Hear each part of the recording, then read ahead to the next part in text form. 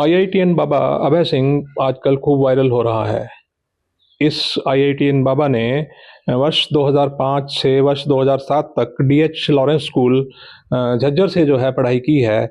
जो उनके फिजिक्स के टीचर हैं, इंडिया न्यूज़ हरियाणा ने जो है उन्हें खोजा है। सतबीर जी हैं हमारे साथ।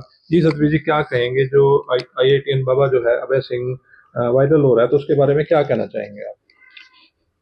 सर, मेरा नाम सतबीर सिंह है और मैं कुरुक्षेत्र में रहता हूँ और 2008 से मैं शिक्षा विभाग में कार्यरत हूँ। इससे पहले मैंने 2000 से 2007 तक विभिन्न स्कूलों में काम किया, लेकिन 2005 से लेकर 2007 तक मुझे डीएच लॉरेंस झज्जर में काम करने का मौका मिला। मैंने उनको फिजिक्स पढ़ाया। मैं अकेला ही फिजिक्स का टीचर हुआ करता था। और जो मोस्ट पॉपुलर प्रयागराज में कुंभ के मेले में आज सबसे ज़्यादा जो पॉपुलर है, जिसके बहुत मिलियंस ऑफ व्यूअर्स हैं, उन्होंने अभय सिंह बाबा ये मेरे स्टूडेंट रहे हैं। तो और किस टाइप का स्टूडेंट था? इंटेलिजेंट था? कुछ संस्मरण होंगे आपके, क्योंकि आपसे बातचीत हुई, आपने कहा कि जब आपने उसकी फोटो देखी तो आपको याद आया कि ये कोई जाना पहचाना चेहरा है।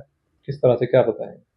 हाँ सर, तो जैसे ही ये मेरे संज्ञान में आया कि इस तरीके से ये कौन बाबा है, किस तरीके से है, कहाँ से है, तो मैंने जैसे ही उनकी वो देखी, स्कूल का रिकॉर्ड देखा, तो डीएच लॉरेंस स्कूल के जो मालिक रमेश रोहिला जी होते थे, हमारे उस समय प्रिंसिपल होते थे, तो उनकी वीडियो मैंने देखी। तो इन्होंने 2007 में डीएच लॉरेंस झज्जर से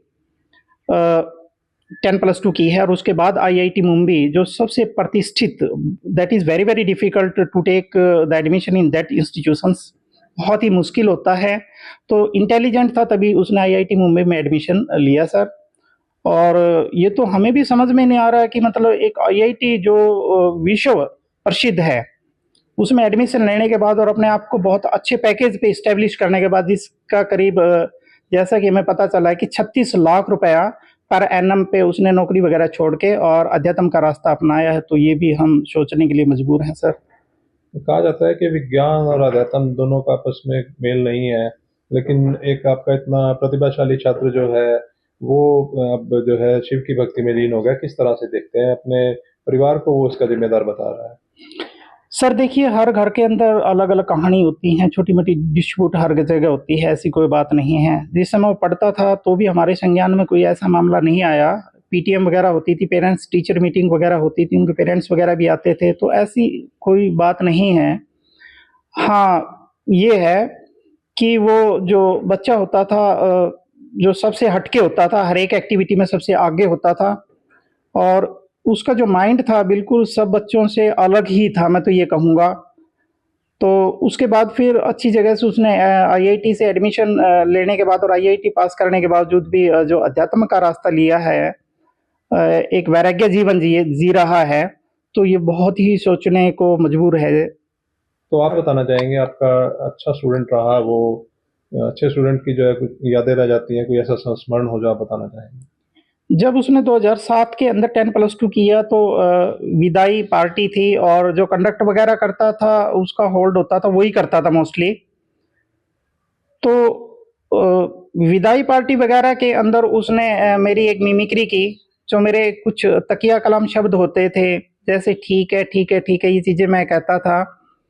तो उसने काफ़ी मेरे ऊपर कहा और मैंने उसके बाद कहा कि अबे जो है ना, आपने तो कुछ ज़्यादा ही मेरे बारे में कह डाला। तो कहने लगा, सर कोई बात नहीं, हर रोज़ आप भी हमारे बारे में कहते हैं, कभी अबे चौटाला कहते हैं, कभी कुछ कहते हैं। तो ये था सर। तो कभी संपर्क हुआ उसके बाद आपका, या आप संपर्क करना चाहेंगे आप उससे?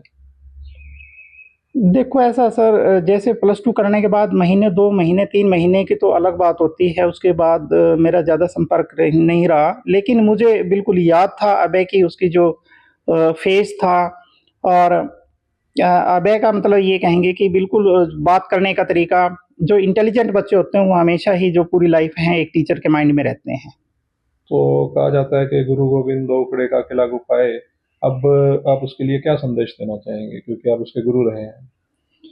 देखिए सर, मैं इतना बड़ा गुरु नहीं हूँ। वो आज जिस शरण में है, वो एक भगवान शंकर की शरण में है।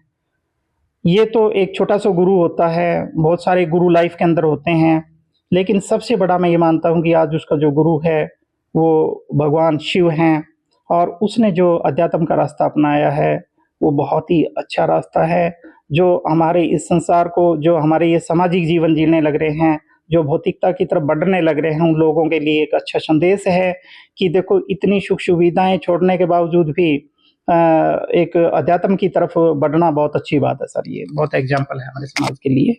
तो देखिए ये सतबीर जी थे जो कि अभय के जो है गुरु रहे हैं, उनको फिजिक्स पढ़ाई है, उनको फिजिक्स के जो है मर्म सिखाए हैं और अब इनका ये कहना है कि वो जिस रास्ते पर है, जो अध्यात्म का रास्ता है, वो ठीक है और उस रास्ते पर वो आगे बढ़े, फले फूले।